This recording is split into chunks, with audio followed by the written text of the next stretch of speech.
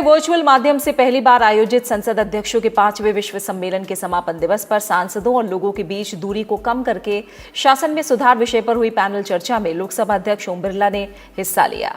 उन्होंने कहा कि आईटी क्रांति के मौजूदा दौर में जन भागीदारी बढ़ाने की जरूरत है। उन्होंने कहा कि संसदीय निगरानी और शासन में सुधार लाने के लिए ये बेहद अहम है।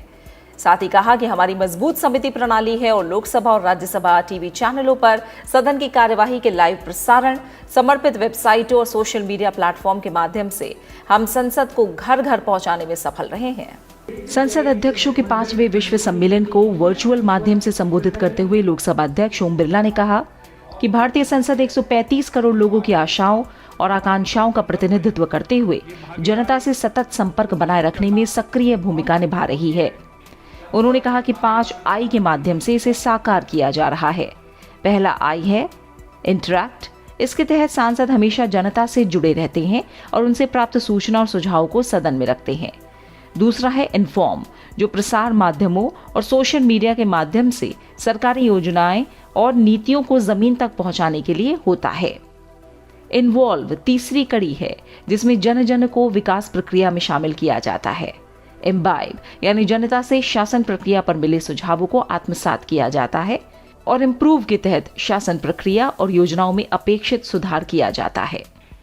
लोकसभा अध्यक्ष ने कहा कि भारतीय संसद का पारदर्शिता और सुशासन सुनिश्चित करने पर हमेशा जोर रहा है।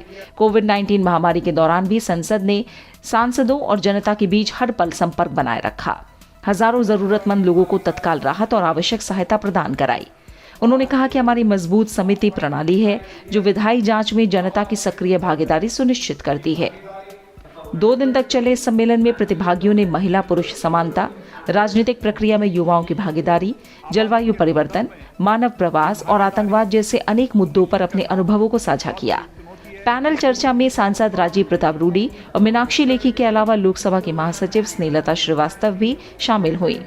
कोविड-19 महामारी और विश्व पर इसके विनाशकारी प्रभाव के परिदृश्य में आयोजित इस सम्मेलन का उद्देश्य बेहतर विश्व के निर्माण के लिए बहुपक्षवाद और अंतर्राष्ट्रीय सहयोग को बढ़ावा देना रहा।